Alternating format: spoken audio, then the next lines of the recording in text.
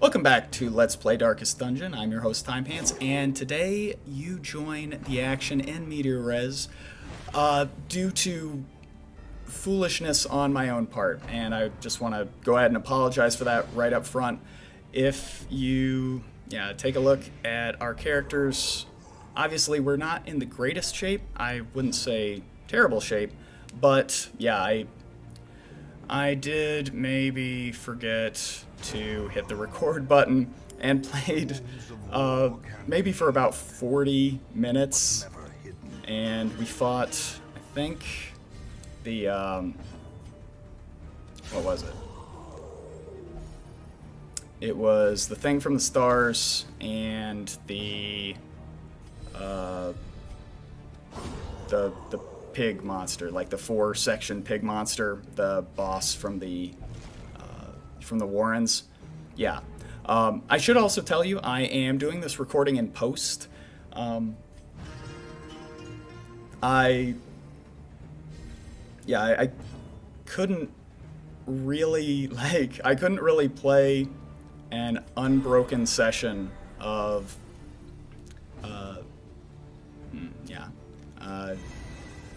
I was hoping that I did that. I couldn't really play an unbroken session of Endless, so I ended up kind of breaking this up. A few parts were like 5 minutes, some were like 15. But yeah, this way I could make some substantial progress on camera while not being tied to the computer for ever. So, I'm not gonna spoil too much. I hope I didn't spoil one of the bosses that I encounter, like, at the end of this video. It could actually be either the thing from the stars or the pig slurry monster golem. I don't remember, but you know, we'll find out together. How exciting is that, to be able to revisit your past through the magic of video recording and kind of be teleported back and experience all this stuff anew? I mean, that's very exciting, and I hope you enjoy this video experience with me. I have to say that Endless Mode thus far has been interesting. Do I like it? Yes. Do I like it more than the Crimson Court DLC? Well, I would like smashing my hand with a crowbar more than the Crimson Court DLC, and I will never, ever do it again. I will never run that DLC again for the rest of my life. I'm done. I'm walking away. I have had enough. You know, there's only so much indignity that one man can suffer in a lifetime, and the Crimson Court was that and then some. I'm sorry, like, if you liked it, that is fantastic because there's a lot of it. But yeah, didn't like it. The Color Madness DLC, enjoying. I like it a lot. Well, I like it. Which is more? Very much or a lot? I'd say very much is probably more, wouldn't you? Because you have to like say more syllables. That seems right. So I like it a lot. I wouldn't say I like it very much, but I like it a lot. One of the things that has kind of been my primary gripe with both of the DLCs at this point is that while I highly respect Red Hook just as a developer in general, as content creators, as being, open and candid and just really interacting well and addressing the concerns of their community, making one of my favorite games of all time, what I would say is, one of the great games of all time. And I respect very much that when they set out to make these DLCs, they clearly had, well, there was a clarity of purpose that informed the mechanics behind them. What do I mean by that? So, Darkest Dungeon, core game, is sort of this perfect balance, this perfect ratio of dungeon crawling with, traps, treasures, branching paths, exploration, item collection, the potential for unmitigated disaster, and wild, wild successes that defy the odds and test you and pull you back from the brink with wild success that you couldn't possibly have imagined. And that's what's so magical about the core Darkest Dungeon experience for me, is that, I know a lot of people dislike the random elements of Darkest Dungeon. Like, for instance, hunger. That it can, and, they have dialed back the odds of this happening, but that, for example, you can get 2 hunger events in consecutive hallways. That can happen to you. You can't prepare for it, other than just having food at the ready.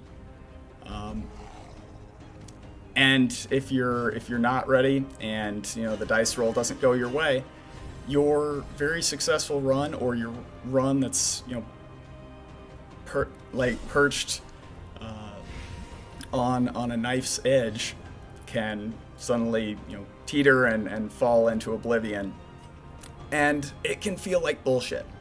I mean, it can. Let me just come right out and say that randomness enables bullshit. Like, if bullshit's like, I don't know, man, I'm 10 months sober, I'm trying to cut down on the bullshit, it's ruined my life, and randomness is like, dude, come on, let's just screw over this party one time. You're not gonna slip back into constant bullshit, fucking everything up for everybody. It's just one, just a celebratory party, like total party kill.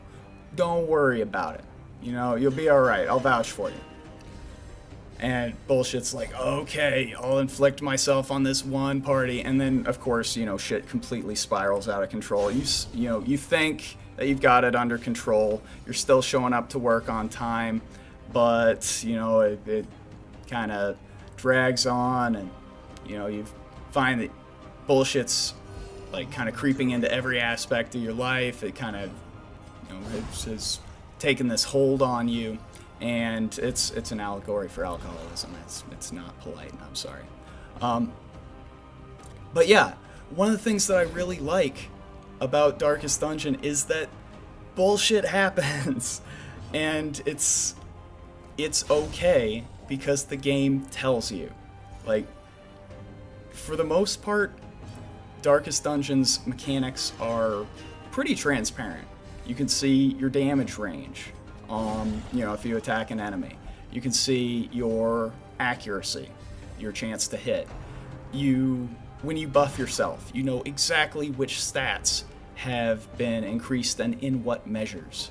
There's a lot of care taken to make sure that you are presented with as much information on your character sheet as possible. Could they give more information? Yes. Would the game be better if they did? I think so. But the game it's pretty upfront with you in a lot of respects.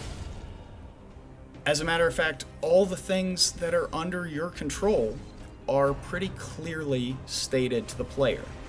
I have this many magic herbs. I have this many holy waters. I have this many hallways and rooms that I have to clear. I need to kill all of the room battles. I need to search 90% of rooms. I need to collect these 3 items. These are all explained to the player on the first level, like just directly expressed to you as you play the game. The randomness and the excitement happens everywhere else, because as you navigate every corridor, there's a chance for a random tick of stress to hit your party.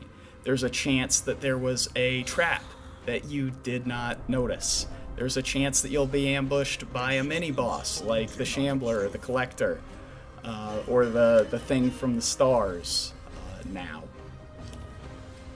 There's so many things that you cannot prepare for.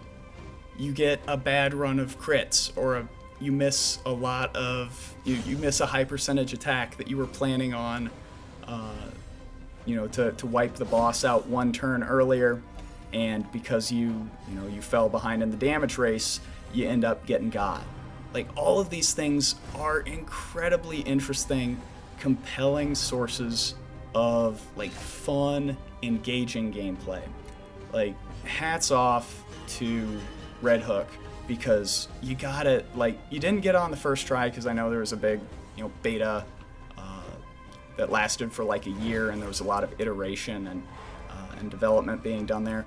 But that said, like, you guys knocked it out of the fucking park for this being like your first big release. I know Red Hook's done other stuff, but this is the one that put them on the map, and deservedly so. Here's the thing. They got the formula so perfectly the first time that their subsequent attempts to iterate on sort of that core gameplay loop of prepare everything that's under your control, get that in as optimal a state as possible. I can't believe that I actually found a use for that move, but there you go. Optimize your party, get everything perfect, because the things that are outside of your control, whether a negative quirk triggers, like superstitious or whatever the fuck, that can happen at any time, and people will die. A character that you have invested 200 hours into playing can die and never come back because of something that you could not have predicted. And because the game is up front that, this is a possibility, man. Like, you might just get taken by complete surprise by something you couldn't have predicted, and it could make what looks like a guaranteed surefire. Yeah, that's probably... I'm glad I did that. That's definitely the better, smarter move there. Just looking back, I'm so proud of myself. I'm such a great player. Because the game is so upfront with you that it is going to treat you unfairly sometimes, or at the very least, it will hit you with, like, there will be moments of pure chance and happenstance that fuck you over. That constant danger, that constant sensation that this run is not, like, this sure thing run is not a sure thing, is amazing. It's so good. So what went wrong with the DLCs? Well, each of the two DLCs has really explored one of these two major aspects of Darkest Dungeon's gameplay, right? Crimson Court definitely explored the annoying bullshit aspect. No, I'm joking. It really explored the dungeon crawling aspect. There's a lot of map navigation. You spend a shit ton of time walking around a dungeon. Now, there's combat. There's a lot of combat. There's too much combat. It's annoying how much combat. I always forget that this particular monster has that, so I am now watching this a second time. I'm going to remember that.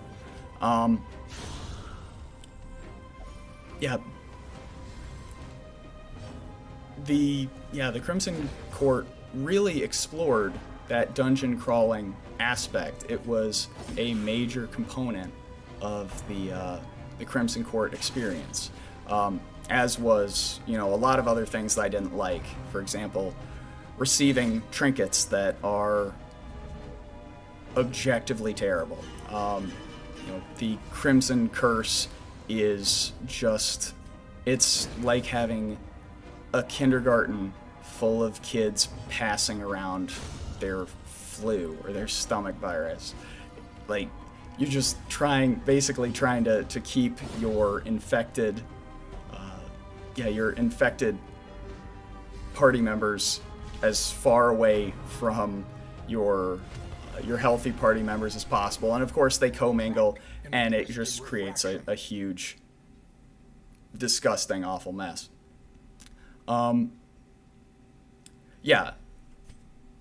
The dungeon crawling being so grandiose, like the maps being so sprawling, like taking, in some cases, 10 minutes to go from coast to coast on a map, assuming that you don't run into hunger events, and you don't run into traps, and you don't run into newly spawned random encounters. Like, all of those things draw out and turn into a chore and make tedious the dungeon crawling aspect. Like, how do I want to put this? Darkest Dungeon is best enjoyed as a 30 to 45 minute experience. I will maintain that to the end. Like, going into a dungeon with a clear objective, a clear purpose, seeing the entire map laid out in front of you, and basically, as soon as you're plopped in there, you have to start planning your charting your course, planning your attack, and how you'll overcome whatever obstacles you encounter on your way to the end.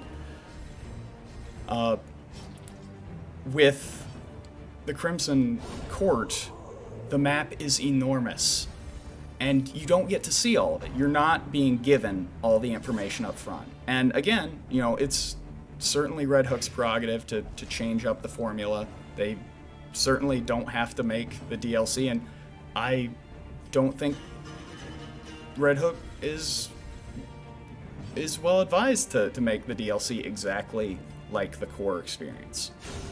But yeah, like having to navigate these endless, sprawling corridors in search of keys, and then backtracking, and then getting through, this new area, and now, okay, I got a mini boss fight, and then I'm gonna retreat, and I'm gonna come back with a fresh party, and I'm gonna continue. Like, in principle, I think that's very interesting. Don't get me wrong. But I would rather, like, if they were going to make a very long dungeon, I would make it fairly linear. I know linear is kind of a curse word in modern gaming, but yeah, I'd make it fairly linear. You go from one end to another, maybe a few branching paths, maybe a few secret rooms, a few hidden treasures here and there, etc., etc. But make it about the size, a little larger than like a long dungeon. Make it about the length of the Darkest Dungeon. And instead of taking, a party and then retreating, and then sending in reinforcements, advancing a little further, retreating, sending in reinforcements indefinitely, I would make it so that you plan a party of 8. Okay? Stick with me here. A party of 8 people. You drop them into the dungeon, and they are locked in. Like, there's no retreating at all. And as your characters, like, these are super difficult encounters. The traps are devastatingly powerful. So, it really encourages things like scouting to make sure that you see the traps and have an opportunity to disarm them before you encounter them. Make the enemies super tough and difficult. Give like a huge variety of enemies. Like, most zones have like 6 different enemy types, like 15 different enemy types. So, you have all of these combinations of enemies that, in that specific combination present a new puzzle for you to solve. And as your party dies, because they will die, they are replaced by the new person. Like, you can pick one of your remaining characters in that reserve and bring them into the fray. Or maybe you have 2 parties attacking at once. I don't know if you've ever played Final Fantasy III, but like there are a few parts of the game where you split up into 2 or 3 parties, and one party advances, they find a switch, or they open a path, or they do something to enable the other party to progress, and maybe have them even have different inventories, so they can't share their inventory. So let's say one party has completely, they burn through a bunch of anti-venoms. That's it. They've got to find more. They can't just borrow some from their, from the other adventuring party. They don't share a common pool. And if you do that, all of a sudden, you've created really sharp, dangerous situations where a lot of different party compositions would thrive. Like, think about this. If you have so if your traps are dangerous, you're going to want to have somebody who can provide scouting, either as part of a camping buff, as part of like their trinket loadout, and you'll want to have party members that can disarm those traps. So things like hound masters, bounty hunters, highwaymen, grave robbers. Those are all really desirable for trying to overcome this particular aspect of this difficult dungeon, right? Then, of course, you need damage, because the longer a fight drags out, the more dangerous it is for your party. The quicker that your party is able to resolve a fight, the less damage they take, less stress, all that other, all that other bad stuff. So being able to kind of mitigate that makes things like the Crusader, the Leper, obviously, the Abomination, it makes all of those desirable. If, dots, like damage over time effects like Blight and Bleed, are maybe highly prominent with certain enemies. You got a wide variety of enemies. If you have an enemy like, the giant enemy crab that inflicts a 10 point bleed on, oh, that sucks. I think I said when I did the last recording that I wish I could get our shield breakers damage up to where we could get those kills right away. Guess we never did. That sucks. But yeah, that gives a very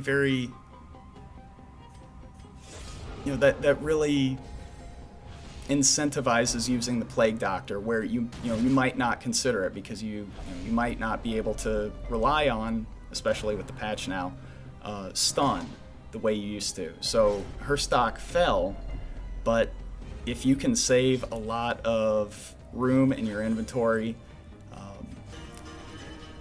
by using her skills to wipe off dots, all of a sudden you've incentivized that party member.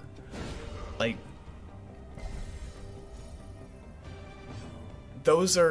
I feel like this game is at its best when it offers you opportunities to create dynamic, like, parties with very how do I say that? An unorthodox party with a set of very specifically curated strengths that allow you to overcome the dungeon in sort of novel ways.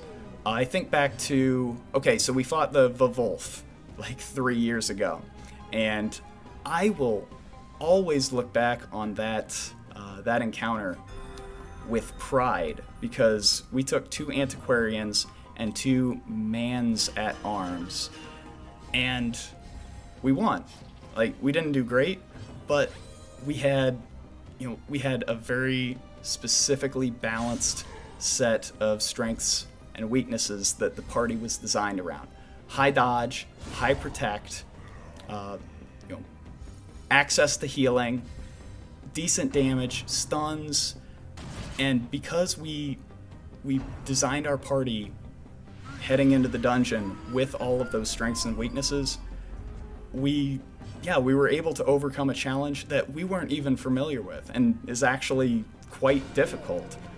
But yeah, we overcame it with like novel, interesting strategy.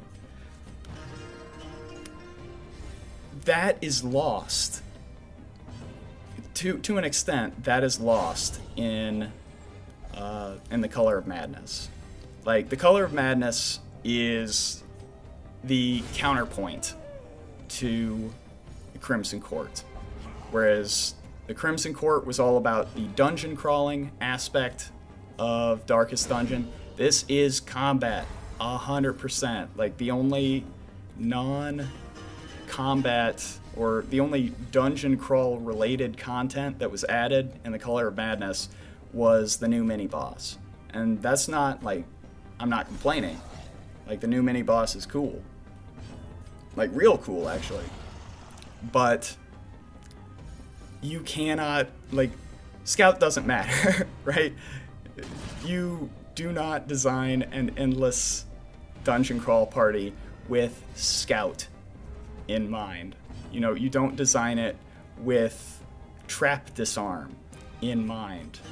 Like, your singular purpose in playing endless mode is to design a party that is a efficient, well-oiled combat machine that can churn through huge volumes of enemy encounters with little opportunity to recover in between. And that is interesting because it is a new aspect of gameplay that did not exist prior to the Color of Madness.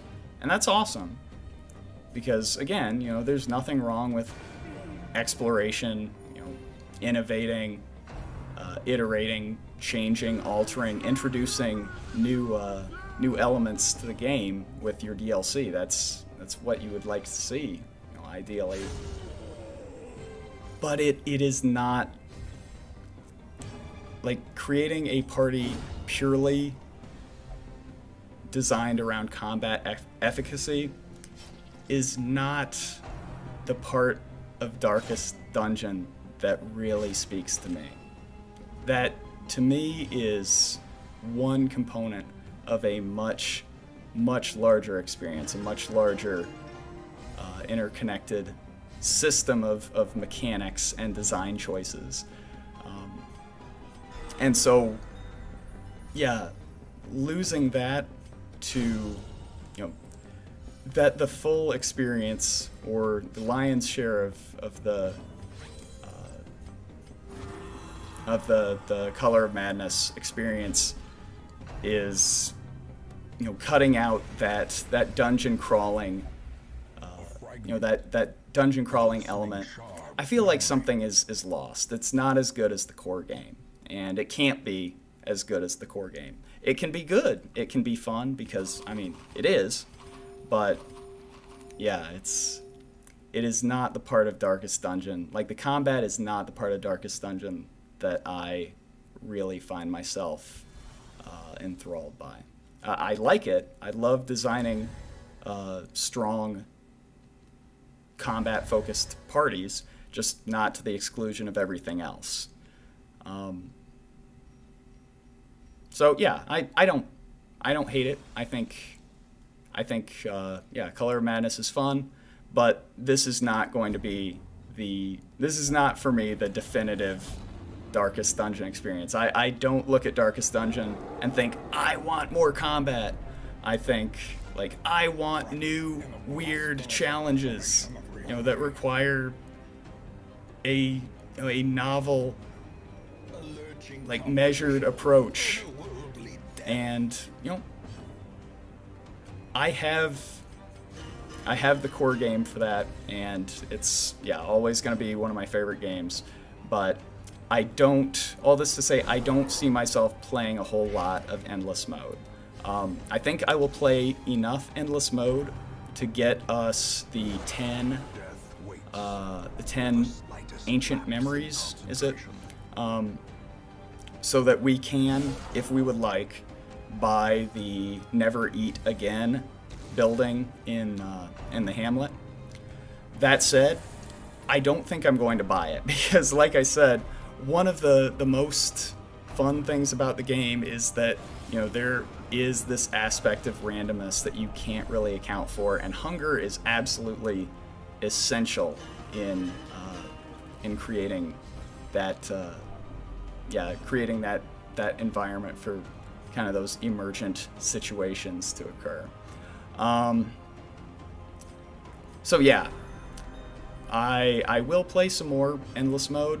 I definitely want to experiment with other party compositions because I might, and I fully admit this, I might be selling the Color of Madness short. There might actually be a lot more depth here to designing a party that can fight forever than I'm giving it credit for. I mean, I think the record is like 900 kills or something like that.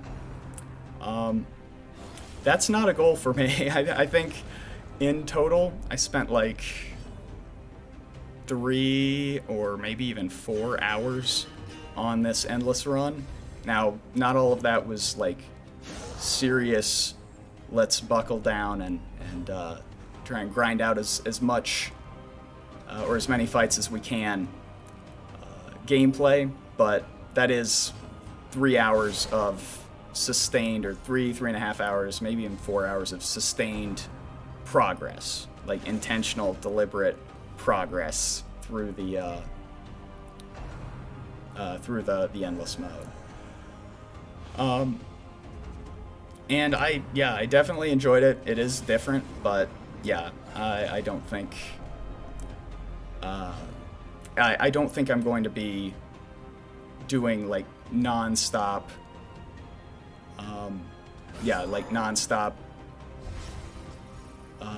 like endless run videos back to back to back to back. I think my goal is yeesh. I completely forgot how dire this looked. But yeah, my purpose is probably to get 10 of those 10 of those ancient memories, and then probably start thinking about closing out the series. I do also want to get all of the, and I'm just going to hold on this for a minute. I do also want to get all of the trinkets from the thing from the stars. That'll certainly happen in time as well. But for now, thank you very much for watching, and I'll see you next time.